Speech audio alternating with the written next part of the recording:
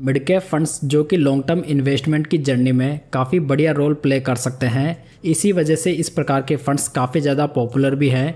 यदि हम last 10 years का डेटा भी देखें तो यहाँ पर मिड कैप इंडेक्स ने बहुत ही बढ़िया करके दिया है। लेकिन दूसरी ओर यदि हम एक्टिव मिड कैप फंड्स को देखें तो इसमें लंबे समय से कई फंड्स अपने बेंचमार्क इंडेक्स के रिटर्न्स को भी बीट नहीं कर पाए हैं। ऐसे में यदि हम एक्स्ट्रा एक्सपेंस रेशियो पे करके भी बेंचमार्क से कम रिटर्न्स बना पा रहे हैं तो इसका कोई फ़ायदा नहीं है। तो दोस्तों आज इस वीडियो में हम वर्स्ट मिड कैप फंड्स की बात करने वाले हैं। इससे पहले हमने वर्स्ट स्मॉल कैप फंड्स की भी बात की थी। यदि आप वो वीडियो देखना चाहते हैं तो उसका लिंक आपको आई बटन में मिल जाएगा। तो दोस्तों हमारे इस क्राइटेरिया में वो फंड्स शामिल रहेंगे जिनकी performance last 3 years and 5 years में बेंचमार्क से कम रही हो। साथ ही हम उन फंड्स को एक्सक्लूड भी कर देंगे जिन्हें लॉन्च हुए 3 साल का समय नहीं हुआ है। तो ऐसे मिड कैप फंड्स जिन्हें कि लॉन्च हुए 3 साल का समय नहीं हुआ है उनकी लिस्ट आप यहाँ पर देख सकते हैं। तो चलिए वर्स्ट मिड कैप फंड्स की लिस्ट की शुरुआत करते हैं, जिसमें कि सबसे पहले आता है सुंदरम मिड कैप फंड। वैसे ये फंड काफ़ी पुराना फंड है जिसका AUM भी अच्छा खासा है, लेकिन ये फंड लास्ट 10 ईयर्स 7 ईयर्स और 5 ईयर्स में किसी भी टाइम पीरियड में अपने बेंचमार्क के रिटर्न्स को आउट परफॉर्म करने में नाकाम रहा है। हालांकि दूसरी ओर ये फंड लास्ट 3 इयर्स में थोड़ा बेटर जरूर कर रहा है, लेकिन साथ में फंड में हाई एक्सपेंस रेशियो और इसका हाई बीटा जैसी प्रॉब्लम्स भी दिखाई देती है। बात करते हैं नंबर 8 फंड की, जहां पर मैंने लिया है Mirae Asset mid cap fund. दोस्तों ये फंड ओनली 6 साल पुराना फंड है, जिसमें कि ये फंड नेगेटिव अल्फा बना रहा है और ये फंड कैटेगरी एवरेज के कंपैरिजन में भी काफ़ी ज़्यादा वॉलेटाइल है। साथ ही साथ ये फंड लास्ट 3 इयर्स और 5 इयर्स में अपने बेंचमार्क के रिटर्न्स को भी बीट नहीं कर पाया है। इन सभी कारणों की वजह से देखा जाए तो ये फंड भी वर्स्ट मिड कैप फंड्स की लिस्ट में शामिल है। दोस्तों यदि आप फ्यूचर का बेस्ट स्मॉल कैप फंड जानना चाहते हैं तो आप ये वीडियो देख सकते हैं, लिंक आपको ऊपर आई बटन में मिल जाएगा। चलिए बात करते हैं नंबर 7 फंड की, जो कि है एक्सिस मिड कैप फंड। ये फंड भी मिड कैप कैटेगरी का काफ़ी बड़ा फंड है, जिसका कि AUM more than 30,000 crore rupees हो चुका है।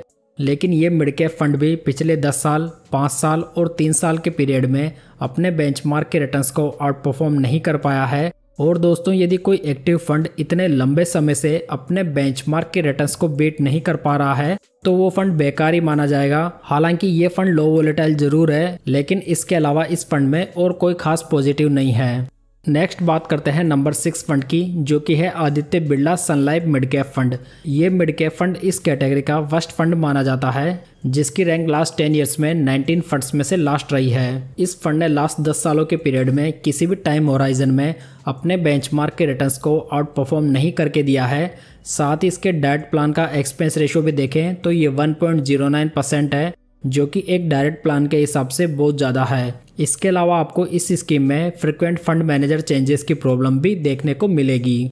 चलिए दोस्तों बात करते हैं number 5 worst mid cap fund की, जो कि है DSP मिड कैप फंड। अगर इस मिड कैप फंड की बात करें तो ये एक अनकंसिस्टेंट फंड है, जिसने कि लास्ट 10 ईयर्स में किसी भी टाइम होराइजन में अपने बेंचमार्क के रिटर्न्स को बीट करके नहीं दिया है।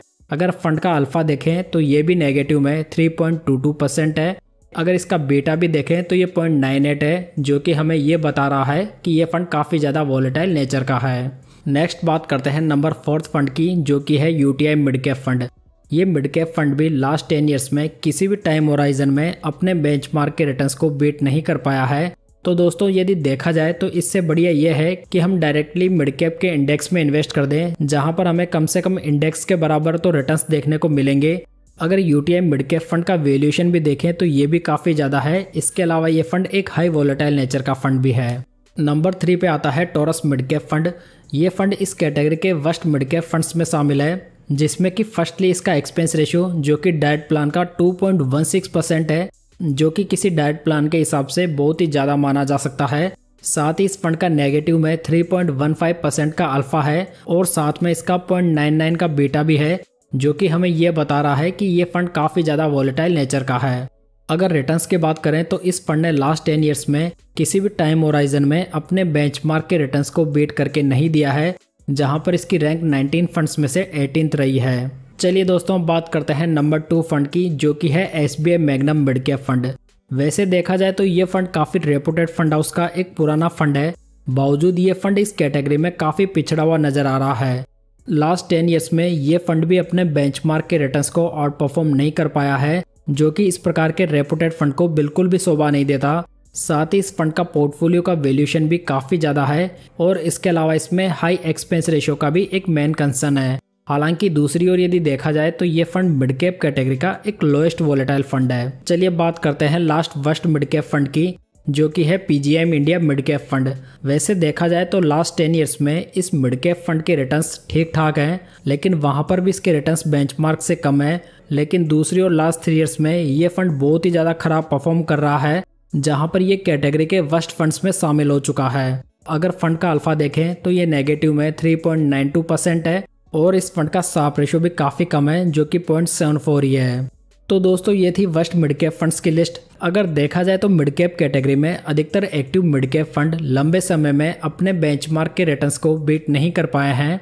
इसका मेन रीज़न ये माना जा सकता है कि मिड कैप कैटेगरी में ओनली 150 स्टॉक्स का पूल होता है, जिसमें कि बेंचमार्क बीटिंग रिटर्न्स बनाना थोड़ा मुश्किल काम बन जाता है। इसी वजह से मिड कैप कैटेगरी में एक्टिव फंड के बजाय मिड कैप इंडेक्स में इन्वेस्ट करना भी एक बढ़िया चॉइस हो सकता है। तो दोस्तों ये थी आज की जानकारी। आशा करता हूँ कि ये जानकारी आपको पसंद आई होगी। वीडियो अच्छा लगा हो तो इसे लाइक, कमेंट और शेयर ज़रूर कीजिएगा। साथ ही इस चैनल को सब्सक्राइब जरूर कर लीजिएगा। तो चलिए दोस्तों फिर मिलते हैं किसी नई जानकारी के साथ।